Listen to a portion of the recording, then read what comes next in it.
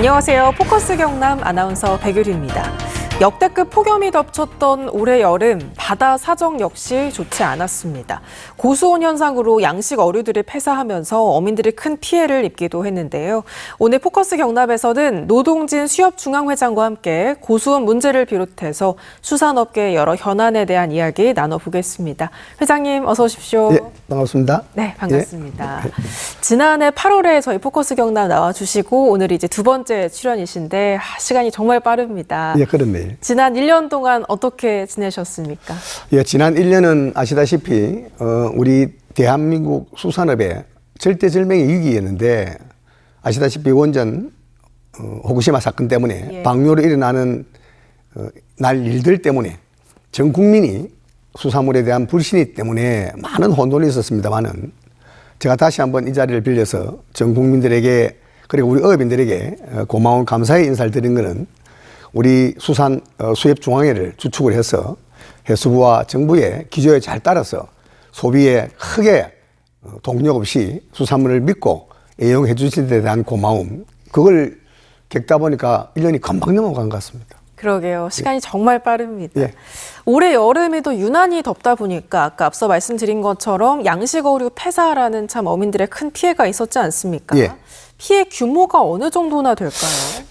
아시다시피 우리 양식 산업이 지금은 이제 잡는 어업보다 기르는 어업 비중이 한 홀등이 이제 많아졌습니다. 많아졌는데 치어를 비유하면 한 4,500만 마리, 금액을 치면은 한 400억 정도. 지금 여기 피해 금액으로 먼저 1차적으로 보고된 사항이 그 정도입니다. 그러면 그 보고 이후에 일어났던 피해를 치면은 훨씬 더 안 되겠나 하는 생각에 양식업자의 너무 큰 데미지를 입었다.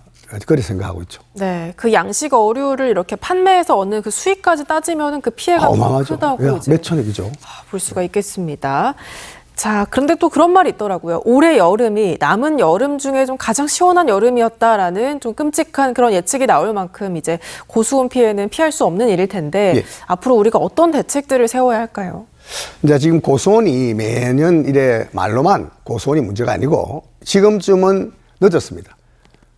한 5, 6년 전부터 우리 대한민국 수산업이 2018년도부터 어획량이 급감하게 해서 지금은 거의 반토막이 3분의 1토막이 났거든요. 이리 올 때까지 고수온에 대한 대비를 조금 먼발치에서 봤다. 이제 그래서 지금이라도 안 늦었습니다. 지금이라도 미래를 준비해서 고수온을 견딜 수 있는 어종을 개발하거나 그리고 고수온 양식업자들에게 줄 수 있는 피해가 일어났을 때 줄 수 있는 팁이 어디까지인지도 이제 고민해서 대비를 해야만이 된다. 그래야만이 우리 수산업자들이 거기에 생존할 수 있는 일들이 생깁니다. 그렇지 않으면은 금년같이 불의에 당한 경우 지나간 한 해에도 고수온이 상당히 심했습니다만은 이래 길지는 않았습니다. 한 일주일, 10일 정도였는데 지금 거의 한 달을 이래 하다 보니 사람도 못 살 정도의 더위에 수산물이 과연 살 수 있겠나. 거기에는 금년에 처음으로 경남의 대표 수산물인 멍게가 전량 폐사했습니다. 이런 안타까운 일들. 그리고 또 근간에는 마산만에 있는 그것도 전국의 70% 이상 생산되는 홍합도 지금 폐사가 되고 이런 일들이 생기는데 이런 것을 자꾸 먼발치에서 이래 보는 것보다는 좀 타이트하게. 그리고 다행히 해수부가 이런 재난을 방지하기 위해서 TF팀을 만들어서 준비를 합니다만은 우리 수협도 TF팀을 만들어서 준비를 적극적으로 하자. 그래서 이런 재앙을 내년에는 오더라도 견딜 수 있는 방법이 뭔지를 고민 좀 하자 하는 방법에서 고수온에 대비를 하고 있습니다. 네, 그 양식 그런 어류 같은 경우는 보험이 또 있지 않습니까? 이 보험료 지급은 어떻게 잘 이루어지고 있는지도 궁금한데요. 이제 보험이 제가 이번에 개검에서 이래 충청도로 경남으로 다니면서 피해 여가를 둘러보니 제일 이제 문제점이 행정적인 문제가 좀 발생된다. 자, 고수온으로 일어난 피해 때문에 이걸 보험으로 지불을 해야 되면은 많은 조사에 시간이 필요됩니다. 보통 뭐 2개월에서 3개월 이게 걸리는데 그래서 제가 보세요. 그럼 피해반 어가가 다음 사업을 준비해야 되는데 뭐 여기 있는 어민들이 무슨 큰 돈이 있다고 그럼 그 돈 보고 보험료 보고 있는데 이래 늦어서는 안 된다. 빨리 지자체에 연락해서 지자체가 고선으로 판명만 되면은 내가 중앙에서 지불해라 돈. 바로 50%라도 지불해라. 선지급해서 이걸 빨리 대체를 할 수 있도록 이겨낼 수 있도록 준비를 해주라 하는 거. 그 다음에 아시다시피 보험료가 정부가 지금 많은 지원을 합니다. 작게는 10%부터 조금 남게는 30% 정도까지 자기 부담이 자부담 비율을 그 정도 좀 축소를 했습니다만은 이게 소멸성 보험이 되다 보니 금액이 상당히 많습니다. 1년에 먼 게 같은 데는 3천만 원, 많게는 5천만 원까지 자부담이 되니 업인이 부담이 크니 이걸 자꾸 좀 희피하는 거예요.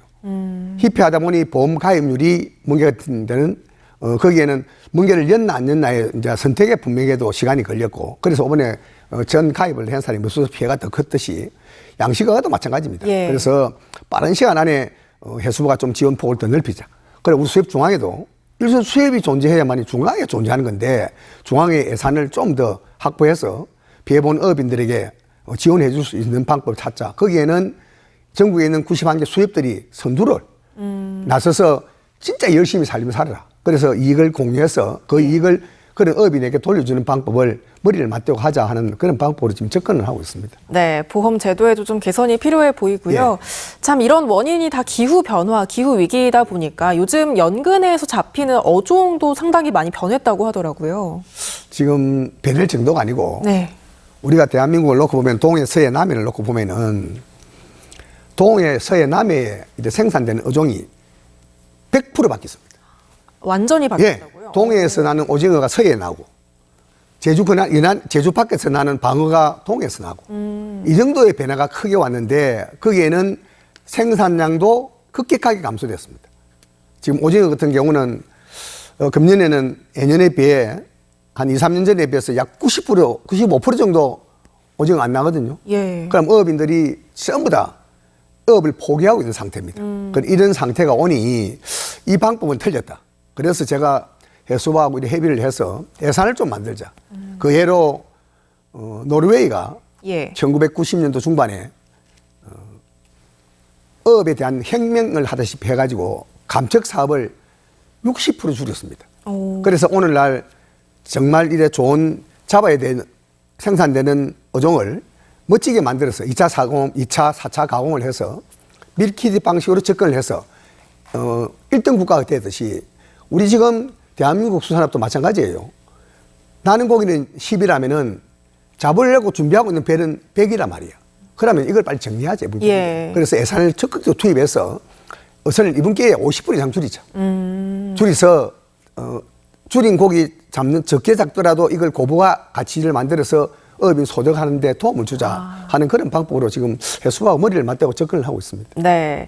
참, 결국 이런 기후변화는 이제 어획 자원을 좀 감소시키는 원인이라고 계속 말씀해 주고 계신데, 근데 그 해상풍력 같은 바다 개발도 그 원인 중에 하나가 아닐까 싶은데요. 지금 물론 국가가 필요하죠. 국가가 필요한 사업이 그것밖에 아닙니다. 그러고 바다모래 채취로 인해서 일어났던 생태계 파괴, 그리고 뭐 가까운 우리 진해를 놓고 보면은 진해 1신항, 2신항, 그리고 신공항까지 이러면은 진해 영역에 있는 어업은 포기를 해야 됩니다.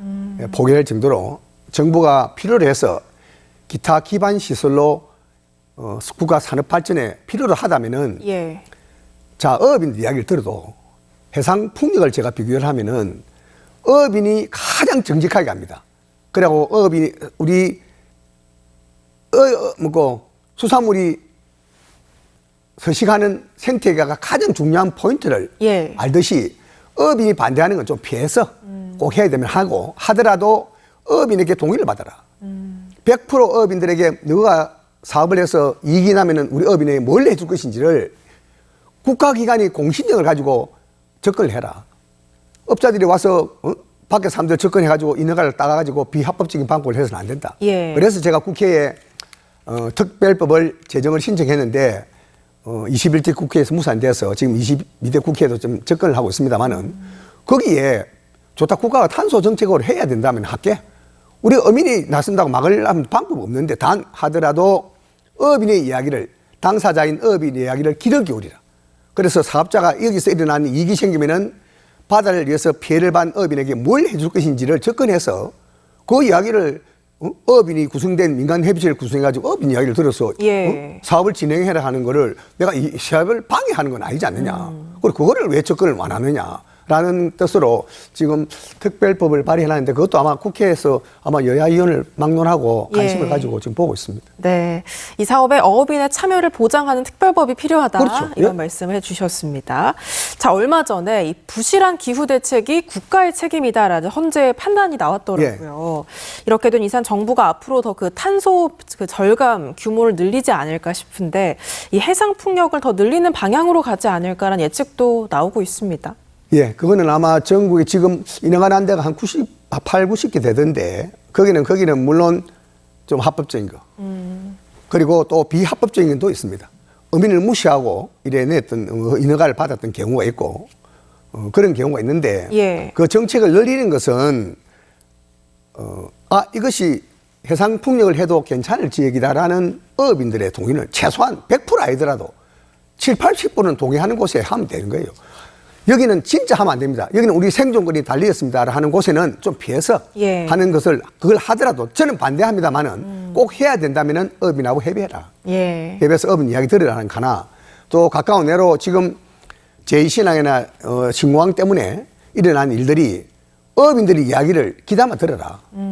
모든 걸 다 내주면은 내준 데 대한 대가라면 표현이 뭐 합니다만은 업을 놓는 업인들이 에게는 뭘 해줄 것이며 신앙이 돌아서 피해보는 그 주위에 인접해 있는 우리 진해나 창원, 북경신항이나 거제 인근에 있는 어업인들 및 주민들에게 뭘 해줄 것인지를 고민해라. 그래서 뭐 얼마 전에 집회도 하고 또 대대적인 그런 행사도 할 것 같은데 그런 자리에 좀 책임 있는 자들이 와서 어민들 이야기 들어주고 협의하고 해라 하는 그런 안타까운 거 있어요. 자꾸만 국가가 발전하는 데 대하여 바다의 기탄 기반 시설로 침해하는 것은 좀 동의받고 하자. 결국에는 특별법이 중요하다. 그렇게 볼 수가 있겠습니다. 자, 후쿠시마 원전 오염수 방류 이제 1년이 지났는데 초반에 그 수산물 소비 심리가 상당히 위축이 되면서 걱정이 많았을 텐데 한 해를 이렇게 돌아봤을 때 수산물 소비는 좀 어땠습니까? 다행히 제가 전자에 말씀했듯이 국민 여러분들의 생각이 정리가 돼서 그리고 저의 우리 수산인들의 절박함을 받아들여서 그리고 정부에서 그리고 해수부가 힘을 합쳐서 잘 견뎠습니다. 다행히 소비는 줄지 않았습니다만은 지금 우리 아나운서님도 아시다시피 지금 대한민국 수산업이 위기가 아니고 지향에 가깝습니다.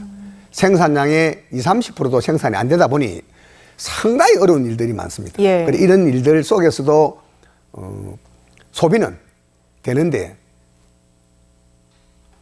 경제가 너무 어렵다 보니까 그런데 딜레마에 많이 빠져서 해수부나 정부가 이럴 때 좀 적극적으로 소비 촉진 행사에 지원을 좀 많이 해줘서 우리 국민 여러분들이 안심하고 그래 좋은 단백질 수산물을 먹을 수 있도록 뒷받침을 좀 해주면 좋겠다 하는 그런 협의를 지금 해수부하고 하고 있습니다. 네, 이 수산물 소비는 이제 어업인 소득과 직결되기 때문에 가장 신경을 좀 써야 되는 부분일 텐데 도시에 비해 그 낮은 어가의 소득을 늘릴 수 있는 방안들은 어떤 것들이 있을까요? 제일 문제는 고기가 많이 잡혀야 되는데 그 생산량이 줄다 보니까 지금 우리가 어촌에 노부부들이 60 이상 된 60, 70 심지어는 80된 노부부까지도 노부부가 바다에 나가면 하루에 5만 원, 10만 원도 채 못 버립니다. 그럼 그걸가 생활을 해라는 건 안 맞거든요. 그래서 좀 획기적인 방법을 해야 되겠다. 그래서 제가 전자에 조금 전에 말씀드렸듯이 감척 사업을 대대적으로 해서 그 잡는 고기를 부가를 높이는데 감척된 어업인들이 집단적으로 각 어촌계가 있으면 어촌계도 대한민국에 어촌계가 2,000여 개가 넘는데 어촌계 단위로 협동으로 농업 스마트 하듯이 그것도 수산을 또 스마트 해서 거기에 종사해서 소득을 올리는 방법을 고민해야 된다. 그래서 좀 소득이 올라가야만 되는 거지. 그러고 지금 도시도 마찬가지입니다만은 100세 시대 하지만은 일을 놓으면 70, 80에 일을 놓으면 딴 일을 할 수 있는 게 없습니다. 그래서 그거는 후속 조치를 정부가 고민을 해야 안 되겠나 하는 생각을 가지고 있습니다. 네, 해외 수출 판로 개척도 좀 중요한 방안이 아닐까 싶은데 어떻습니까? 그래서 이제 지금 우리가 포커스를 다행히 K열풍으로 인하여 대한민국 수산물이 K푸드가 세계를 뻗어나가고 있습니다. 예. 지금 간단하게 해서 김 하나 품목이 8억 불이 넘어서 금년에는 10억 불이 넘어갈 것 같은데 네. 김, 그다음에 전복이나 기타 등등이 세계에 이래 뻗어나가는데 거기에는 모든 것이 세계 국민들 입맛에 맞게끔 전국에 세계의 한 70% 이상이 우리 대한민국 김이 이래 수출되는데 지역마다의 입맛이 틀리듯이 우리가 지금 R&D 예산을 투입해서 김 생산량도 높이고 그리고 김의 품질도 개량하고 그리고 각 나라마다의 국민들에게 입맛에 맞는 음식도 개발해야 되고 하는 기타 등등의 일들이 있는데 이런 걸 뒷받침하고 그리고 우리가 지금 양식으로 전복이나 기타 등등이 상당히 좀 많이 이래 생산되면은 소비가 안 돼서 생산자들이 많은 고통을 받거든요. 예. 그럼 그런 것을 밀키트 방식으로 해서 아주 그리고 포장 방법을 해서 옛날처럼 길거리에 놓고 파는 생선은 이제 없어지거든요. 그러면은 좀 현대화해서 소가족, 2인 가족도 언제든지 수산물을 접할 수 있는 방법으로 접근을 해야 된다. 해서 좀 수출을 확대를 해서 예. 수산물, 대한민국 수산물이 좀 알려지도록 하는 게 안 좋겠나 하는 생각을 가지고 있습니다. 예, 그 수산물 원물을 이제 잘 가공하는 방법을 좀 개발하는 것도 굉장히 예. 중요한 과제가 되겠습니다. 예, 예. 자, 이렇게 소득이 낮은 것도 문제지만 요새 어촌에 일할 사람이 없는 것도 문제라고 들었는데 이 인력난 지금 얼마나 좀 심각한 상황인지 한번 들어보고 싶은데요. 지금 우리가 옛날 불과 한 5년 전만 해도 외국인 비율이 한 4대 6으로 좀 외국인이 적었는데 예. 지금은 2대 8 정도로 외국인 비율이 높아졌습니다. 거기에는 바다라는 곳은 좀 험난하기 때문에 봄, 여름, 가을, 겨울에 악조건 속에서 조업을 하기 때문에 젊은 친구들이 배를 타겠다는 생각이 없거든요. 그래서 어쩔 수 없이 외국 인력에 의존을 하는데 외국 인력도 마찬가지입니다. 전부 다 열대지방에서 오는 인력이 많기 때문에 겨울이나 이럴 되면은 사고의 위험이 많이 따릅니다. 예. 그래서 중대재해법이 실행되는 것도 지금 한 2년만 좀 유예해달라는 이유도 외국인들을 트레이닝 시켜야 되는데 한 나라에서 오면 모르겠는데 5개국, 6개국에서 오기 때문에 그 일일이 그 나라 말로 가르쳐야 되는 그런 시간이 필요해서 한 2년만 좀 유예해도 하고 그것도 지금 접근을 하고 있습니다만 예. 그런 일들이 있듯이 지금 대한민국에 있는 어업인들 중에 60대 이상이 한 70% 될걸요. 그래, 그 정도 되면은 이제 외국인한테 기대는 쪽으로 가야 되는데 예. 외국인도 트레이닝 해가지고 일 좀 숙련국이 될 만하면 또 4년 넘으면 또 가야 돼. 그래, 이런 게 반복되니 이제는 외국인도 우리 대한민국에서 얼마 전에 정치권에서 흘러나온 이야기대로 우리 국민 좀 이래 방법을 이민정책을 만들어서 너희들이 여기서 생활할 여건이 되고 괜찮다고 하면 이민할 수 있는 접근을 빠른 시간 안에 준비를 해줘야 됩니다. 그래야 이제 어업하는데 인력에 대한 피해가 그리고 인력에 대한 고민이 없어질 것 같아. 예. 그걸 빨리 준비해 줬으면 좋겠습니다. 네. 이렇게 외국 인력에 대한 제도 개선도 필요하지만 또 우리 청년들을 이제 어업으로 좀 유입시킬 만한 그런 대책은 없는지도 궁금합니다. 대책은 없는 건 아닙니다만은 지금 예를 들면은 김산업이 이래 고부가가 되는 바람에 예. 서해안에는 전복이나 이런 곳은 1년에 오면 그래도 억대 달인을 벌입니다.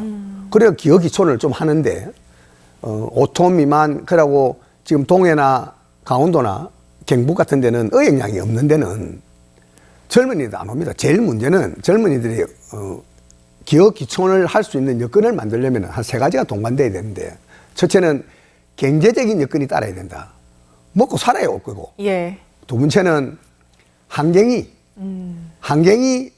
도시 생활보다는 나아야 된다. 거기에는 문화적인 환경, 그죠?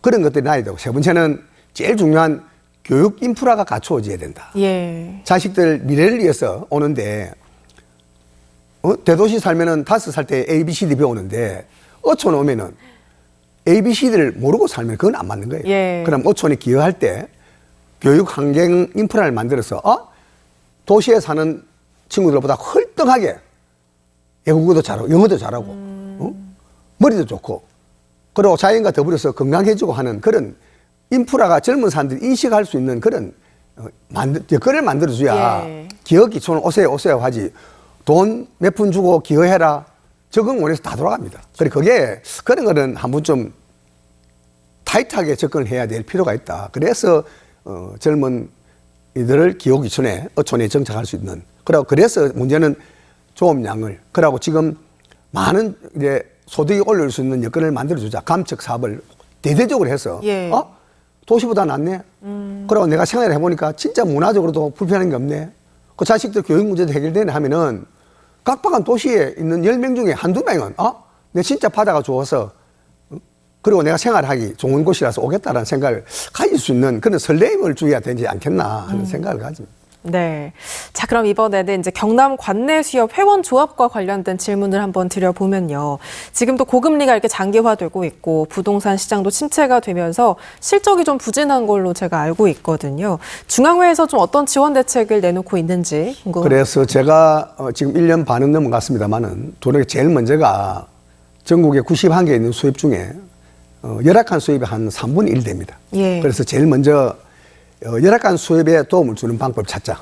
그래서 작년에 한 1,000억 정도, 올해 한 800억 정도를 가지고 어려운 수협마다 한 30억, 많게는 지원금까지 한 50억씩 무이자로 지원을 해서 살아나가. 예. 그런데 지금 아시다시피 세계적인 경제 불황 및 금리 현상 때문에 이자를 못 내는 어민들이 쉽게 생각하면 PF나 브릿지 때문에 일어난 일들도 큽니다만은 우리 어촌에는 5톤 미만 아주 1톤, 2톤을 가지고 조업하는 사람이 영어자금을 우리 국가에서 주는 영어자금을 쓰고 있는데 지금 생산량이 금년 더위에 3개월, 4개월, 5개월간 생산량이 없다 보니 한 달에 몇만 원 내는 이자를 못 내가지고 3개월 넘어가면 부실채권이 되듯이 이런 어려움이 봉착됐거든요. 예. 이제 이럴 때 제가 이제 해수하고 접근을 합니다만은 해수가 많은 검경직 사업을 가지고 지금 접근을 해서 이럴 때 좀 감면해 주자.